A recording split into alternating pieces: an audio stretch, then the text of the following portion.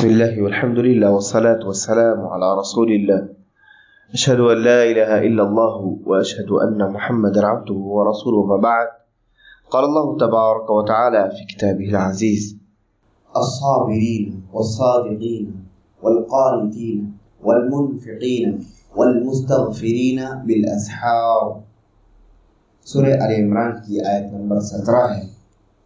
یہ اللہ رب العالمین صفات بیان کر رہا ہے: الصابرین والصادقین والقانتین والمنفقین والمستغفرین بالاسحار. 5 صفات. کن لوگوں کے؟ ان کی صفات جو پچھلی آیت میں جن کا تذکرہ ہوا. وہ کون لوگ ہیں؟ الذین یقولون ربنا اننا آمنا فاغفر لنا ذنوبنا وقنا عذاب النار.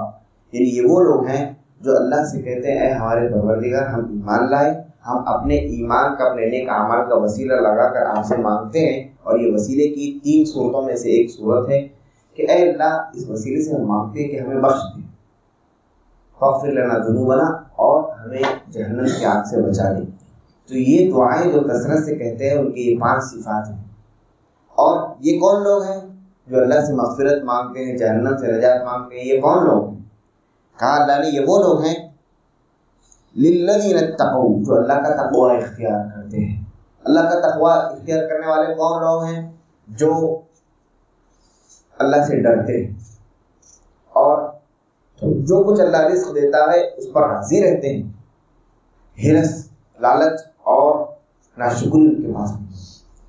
اسی طرح جو اللہ نے قرآن نازل کیا ہے، حدیث نازل کی ہے، اس پر عمل کرتے ہیں اور آخرت کی تیاری کی فکر میں رہتے ہیں. یہ وہ لوگ ہیں. اور یہی وہ لوگ ہیں جن کے لیے اللہ تبارک و تعالیٰ نے وعدہ کیا ہے کہ اللہ تعالیٰ انہیں ایسی جنتوں میں رکھے گا جس جنتوں کے نیچے سے نہریں بہہ رہی ہوں گی اور جس میں وہ ہمیشہ رہیں گے، اور اس میں ان کے لیے پاکیزہ بیویاں ہوں گی. پاکیزہ بیویاں ظاہری لحاظ سے بھی، معنوی لحاظ سے بھی. اور اس سے بڑی نعمت ان کے لیے یہ ہے کہ انہیں اللہ کی خوشنودی، اللہ کی رضامندی ملے گی. اللہ ان سے کبھی پھر ناراض نہیں ہوگا. یہ وہ لوگ ہیں جو اللہ کا تقوی اختیار کرتے ہیں. تو ان کو یہ نعمتیں بھی ملیں گی، اور ان کی خاص صفت یہ ہے کہ وہ اللہ سے ہمیشہ مغفرت مغفرت مغفرت مانگتے رہتے ہیں. اور ساتھ ہی ساتھ وہ الصابرین بھی ہیں. الصابرین، صبر کرنے والے. صبر کی 3 قسمیں ہم نے ذکر کی تھی کہ نیکی پر صبر کرنا، نیکیوں پر صبر کرنا. جس کی بہترین مثال، ابھی سردی کا موسم ہے لیکن آپ 4-4 کلومیٹر، 5-5 کلومیٹر نماز ادا کرنے کے لیے جاتے ہیں کڑاکے کی سردی میں، ٹھنڈے پانی سے وضو بنا کر. دل نہیں چاہتا، لیکن پھر بھی ہم یہ چاہتے ہیں کہ اللہ ہم سے راضی رہے. تو یہ نیکی پر صبر ہو، نیکی پر صبر ہو. کہیں درس ہوتا ہے، مجلس ہوتی ہے، قرآن حدیث کی بات ہوتی ہے، دل نہیں چاہتا کہ بیٹھیں، جائیں کھیلے کودے، لیکن دل کو لگا کر جمع کر کے بٹھانا. کاروبار بہترین چل رہا ہے، نماز کا وقت ہو گیا ہے، ادھر پیسہ مل رہا ہے، یہاں پہ آئیں گے تو ابھی کیا ملے گا؟ وقت جائے گا، لیکن ظاہری پیسہ تو نہیں ملے گا. لیکن پھر بھی ہم آتے ہیں. یہ نیکی پر صبر. دوسرا ہے برائی پر صبر. آدمی کسی برائی کا عادی ہے لیکن اس کو چھوڑنے کی کوشش کر رہا ہے، یہ بھی صبر ہے. برائی پر صبر. اسی طرح ایک صبر ہے تقدیر پر صبر. جو مصیبت زندگی میں آتی ہے اس پر صبر کرنا. تقدیر پر صبر، جو مصیبت آ رہی ہے اس پر صبر کرنا. اللہ نے آپ کو پستہ بنایا، اس پر صبر کرنا. اللہ نے آپ پر پریشانی لائی ہے، آپ کی زندگی میں آئی ہے، اس پر صبر کرنا. تو یہ صبر کی 3 قسمیں. الصابرین، تو جن کو جنتیں ملیں گی اللہ کے پاس، پورے ملیں گی، اللہ کی رضامندی ہمیشہ کے لیے ملے گی، اللہ کی طرف سے مغفرت ملے گی، گناہوں کی پردہ پوشی ہو جائے گی. یہ لوگ وہ ہیں جن میں پہلی صفت الصابرین، وہ صبر کرنے والے. دوسری صفت الصادقین، وہ لوگ صادقین ہیں، اپنے آپ پہ سچے ہیں اور لوگوں کے ساتھ بھی سچے ہیں، جھوٹ نہیں بولتے. اور جھوٹ جس انسان کی زندگی میں ہو، وہ جھوٹ اسے جہنم کی طرف لے جائے گا. اللہ کے نبی صلی اللہ علیہ وسلم فرمایا: ان الصدق یہدی الی البر وان البر یہدی الی الجنہ، کہ سچائی نیکی کی طرف لے جاتی ہے اور نیکی جنت کی طرف لے جاتی ہے.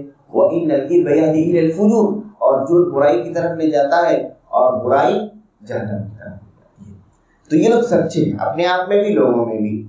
والقانتین، اور یہ لوگ اللہ کے آگے خشوع خضوع اور پابندی اختیار کر رہے ہیں. قانتین کے دو مطلب آتے ہیں, ایک ہے خشوع خضوع اور دوسرا ہے پابندی. یعنی جو عمل کرتے ہیں پابندی سے کرتے ہیں, ایسا نہیں کہ آج کر لیا کل نہیں کیا. تہجد پڑھتے ہیں, روز پڑھتے ہیں. تحیۃ المسجد پڑھتے ہیں, جب بھی مسجد آتے ہیں پڑھتے ہیں. فلاں سنت ہے, جب بھی اس کا وقت ہو گیا اس کو کرتے ہیں. فلاں ذکر ہے, جب بھی اس کا وقت ہے اس کو کرتے ہیں. پابندی سے جس عمل کو کرتے ہیں. والقانتین والمنفقین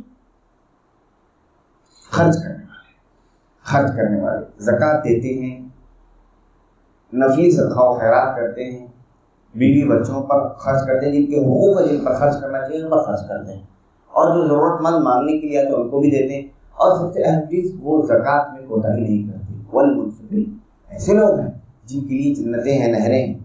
والمستغفرین اور اللہ سے مغفرت کا مطالبہ کرتے رہتے ہیں, اللہ سے مغفرت کی درخواست کرتے رہتے ہیں. بالاسحار سحر کے وقت میں. سحر یہ واحد ہے, سنگل ہے, اور اسحار یہ جمع ہے. جمع کیوں رہی گئی؟ ہمیشہ بار بار کثرت سے سحر کے وقت میں جو رات کا آخری حصہ ہے, جو رات کا آخری حصہ, اس وقت اٹھ کر کے اے اللہ مغفرت, اے اللہ مغفرت, اے اللہ مغفرت. یہ اسحار, یہ سحر, یہ اللہ کے پسندیدہ اوقات میں سے ہے. اللہ کے بعض اوقات اللہ کے یہاں پسندیدہ ہے, بعض جگہیں اللہ کے یہاں پسندیدہ ہے, بعض چیزیں اللہ کے یہاں پسندیدہ ہیں, بعض لوگ اللہ کے یہاں پسندیدہ ہے. نبیوں میں, فرشتوں میں, چیزوں میں, اوقات میں, جگہوں میں, یہ اللہ کی مرضی ہے. تو اللہ نے بعض اوقات کو فضیلت والا بنایا ہے. جیسے سحر کا وقت ہے, جیسا کہ یعقوب علیہ السلام کے بچے جب ان سے مغفرت, ان کی سے معافی مانگنے آئے کہ اے بابا جان, ہم نے آپ کو بہت ستایا, آپ کے بچوں سے آپ کو دور کیا, ہم نے آپ پر بڑا ظلم کیا, ہم آپ کے لیے اپنے لیے مغفرت اللہ سے مانگی. تو کہا کہ بیٹو سحر کے وقت مغفرت طلب کرو. اللہ کے نبی صلی اللہ علیہ وسلم ہمیشہ عادتاً کثرت کے ساتھ آخری وقت میں اللہ سے استغفار کرتے تھے. اور اللہ نے یہی بات دوسری جگہ قرآن مجید میں کہا, نیک لوگوں کی صفت بیان کرتے ہوئے کیا کہا؟ وَبِالْأَسْحَارِ هُمْ يَسْتَغْفِرُونَ, وَبِالْأَسْحَارِ هُمْ يَسْتَغْفِرُونَ, کہ نیک لوگ, متقی لوگ, اللہ سے ڈرنے والے لوگ سحر کے وقت اللہ سے استغفار طلب کرتے ہیں. تو سحر کے وقت استغفار کے بے شمار ہے, بے شمار. اور یہ وہ وقت ہے جب فرشتے نازل ہوتے ہیں زمین پر دیکھنے کے لیے کہ کون ہے جو سحر کے وقت میں اللہ سے جڑا ہوا ہے, اللہ سے دعائیں کر رہا ہے, گڑ گڑا رہا ہے. اور یہ وہ وقت ہے جس وقت اللہ رب العالمین آسمان دنیا پر نازل ہوتا ہے. ان اللہ ينزل كل ليلة الى السماء الدنيا حين يبقى ثلث الليل من الاخير, کہ جب رات کا آخری تہائی بچ جاتا ہے تو اس وقت اللہ رب العالمین نازل ہوتا ہے. یہ بات کل ہی کے درس میں گزری کہ اللہ رب العالمین کے نازل ہونے کا کیا مطلب ہے, کیسے نازل ہوتا ہے, ہمیں اس پر کیسے ایمان رکھنا چاہیے.